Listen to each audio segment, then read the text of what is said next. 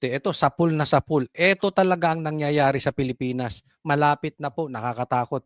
Martial law. Ang Pilipinas ngayon ay nasa ilalim ng de facto martial law. Hindi man deklarado, pero nararamdaman. Marami ay tahimik dahil sa takot na makasuhan. Yan. So, ngayon, parang, hindi lang ngayon eh. Actually, mga ilang buwan nang nakakalipas na talagang parang dumadaan na tayo sa martial law. Hindi man declared, pero ganun na ang ginagawa nila. Kaya masakit ito eh. Kontrolado na nila yung sundalo. Kita mo sila Browner? Diyan sa ano? Oh, kontrolado na rin nila ang pulis. Kaya nga nilagay diyan si ano, kaya lang tinanggal din naman, no? But anyway, tahimik. 'Di ba? Tapos pagkalabang ka, kakasuhan ka, sisilipin ka. Ganyan exactly ginawa kay Libiste. Even sa amin eh. 3 pa lang kami banatero, si Banat Bay, ako, si Boss Dada. Kakasuhan kami ni Boying Rimulya dahil nagsasalita kami. Ganyan ang gusto nila. Tahimik kayo. Pag hindi kayo susunod sa amin, kaso kayo. Magbubulgar kayo ng pagnanakaw namin, kaso kayo. Dahil nakikita na ang mga kritiko ng administrasyon ang mga unang sinasampahan ng kaso habang ang ibang mga kaalyado ay hinahayaan. Yan. Ito nangyari ito. Even kay Bong Revilla eh. Ako, malaking halimbawa nitong sinasabi ni Libiste yung ginawa kay Bong Revilla. At hindi lang kay Bong Revilla, isusunod pa yung mga ibang senador. Yung mga talagang nagnanakaw, hindi ginigipit. Ni hindi nga maituro, ni hindi mo nga mabanggit sa Blue Ribbon investigation. Pero yung sa tingin nilang kritiko ng gobyerno, yan ang pinagigigipit. Tingnan nyo ginagawa kay Senator Bong Revilla, inaaraw-araw. Diba? Pinag-initan din si Chis Escudero dahil nga binakbakan niya si Tambaluslos eh, di ba? Oh. Tapos yung sila, wala. Eto nakakatakot dito.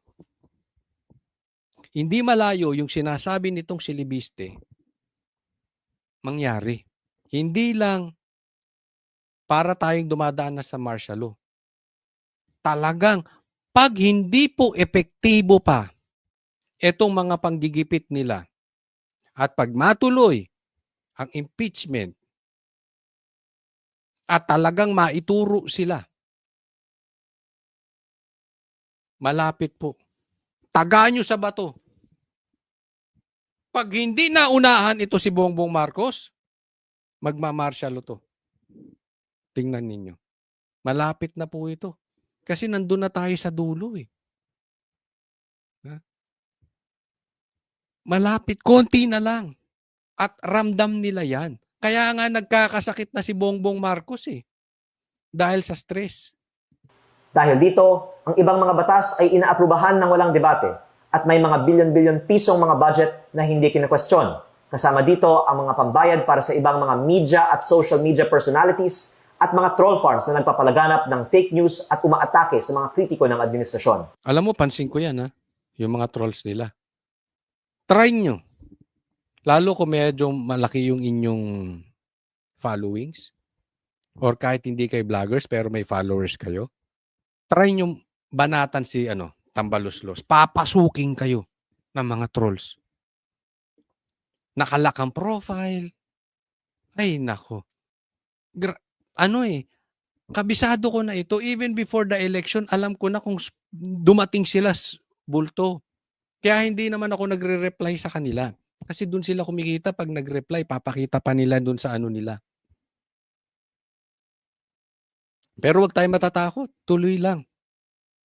Hindi lang po trolls. Wag na tayong magpakalayo-layo. Alam kong alam nyo yung sinasabi ni Libiste. Media. Mainstream media, hawak nila. Tingnan mo yung dinala sa bundok nitong kulot na congressman, hindi man lang binanatan ng binanatan. Yung kay Bong Revilla, inaaraw-araw. Diba? Oh. Pero hindi nyo ba napapansin? Hindi man lahat ng mainstream media, karamihan, hindi nila magalaw si Tambaluslos. Hindi nyo papansin yan? Alam ko napapansin nyo yan. Yan yung sinutumbok ni Libiste. Ito pa. Lagay nyo dyan kung sino yung mainstream media na yan na takot kay Tambaluslos. Ito pa. May sinasabi sila, hindi ko alam, hindi ko naman pinapanood. May mga vloggers daw na DDS. Binabanatan si Bongbong pero si Tambaluslos hindi mabanatan. Ako, hindi ko alam kung sino yun. Hindi naman ako, Pero binubulong sa akin. Sabi nila, bakit hindi? Galit na galit sila kay Marcos, hindi nila magalaw si Tambaluslos. Yung pera eh. Grabe, no? Ganito din sa panahon ng martial law ni dating Presidente Ferdinand Marcos Sr. Ngunit maraming mga miyembro ng oposisyon, civil society at pribadong sektor ay lumaban sa diktatura. Kahit maraming ikinulong, umalis ng bansa at ginipit ang negosyo, hindi sila sumuko. Tama, ginigipit ang negosyo. Diba si Libiste ginigipit? Ako po ay naniniwala na ang mga nagsasalita ngayon ay magtatagumpay rin laban sa korupsyon katulad ng mga nauna sa atin at ang mga nananatiling tahimik ay maaalala bilang mga kasabwat sa pinakamalaking korupsyon sa kasaysayan ng ating bansa. Yon, mismo. Ito ang pinakadulo niyan. Ako as I see it, dalawa lang yan. Pagtahimik ka ngayon. Kasabwat ka or may ninakaw ka rin. Kaya, tahimik ka. Kasi imposibleng nasa politika ka at hindi mo alam yung nuknukan ng nakawan dyan. Lalo na kung ikaw ay nasa national level, senador, congressman, kasi kita mo yan eh. Diba? So, parte ka rin. Magnanakaw ka din. Or, takot ka. Duwag ka. Yun lang yan. Kung tahimik ka ngayon, napaka-imposible na hindi mo alam. Kaya yung iba nananahimik na rin. Alam niyo kung bakit sabi? Mabaho rin ng utot eh. Ibig sabihin, parehas din nila. Kung merong buwaya, sila mini buwaya. Hindi man ganun kalaki ang ninakaw, pero nadaanan din ng nakaw. So, hindi sila makasigaw dahil ibubuelta sa kanila. Ganyan ang ginagawa ng gobyerno. Iingay ka? Sasabihin mo yung nakaw namin? Hahabulin namin negosyo mo. Hahabulin namin pati pamilya nyo. Hahabulin namin yung mga korupsyon nyo. Karamihan sa gobyerno may nakaw din talaga. Hindi man lahat Yung iba hindi man garapal, pero nalagyan. Yung iba naman, sadyang duwag lang. Dito lang, basta kami tahimik. And then,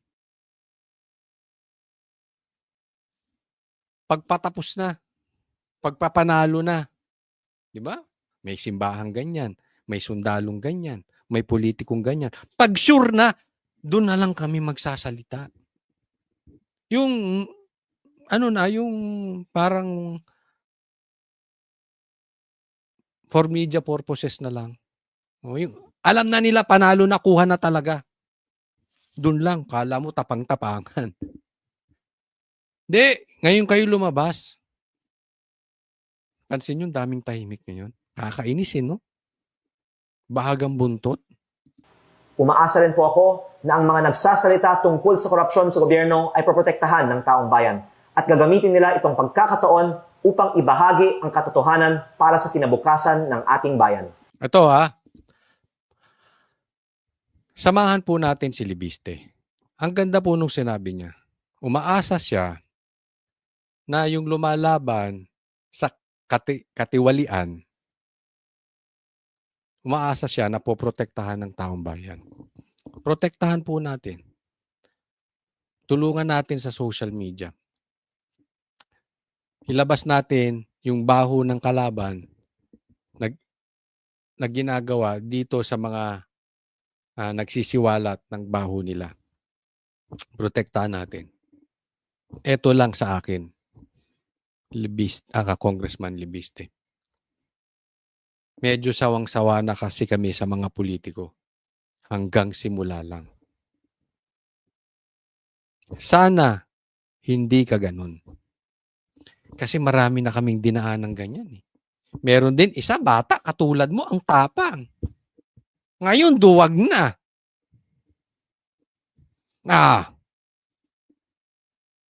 Di ba?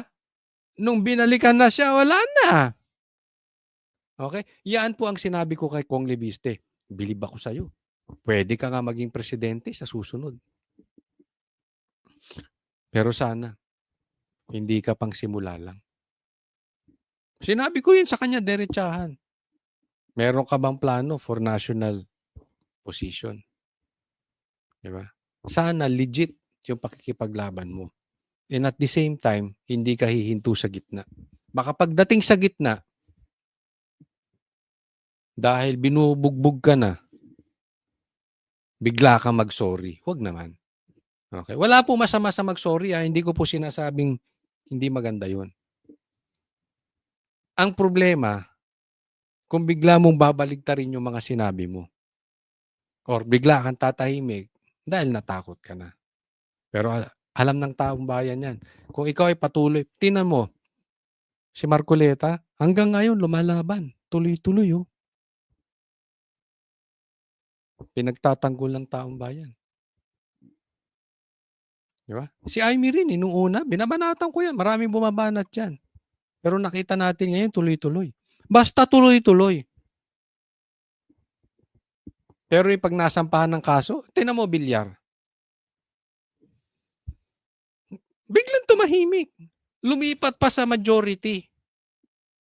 Kaya nga nakuha nila Tito Soto at ni Pinky Lacson yung posisyon. Dahil may mga bumaligtad. Dalawa po dyan, Bilyar. Hindi natin masisi, meron nakaambang binanatan yung prime water, yung ano nila yung kanilang negosyo So sana hindi ka ganun. Ngayong binabakbakan yung iyong negosyo, baka next week tahimik ka na. Pero kung tuloy-tuloy ka, tulungan po natin Tulungan po natin si Kong Libiste. Basta tuloy-tuloy.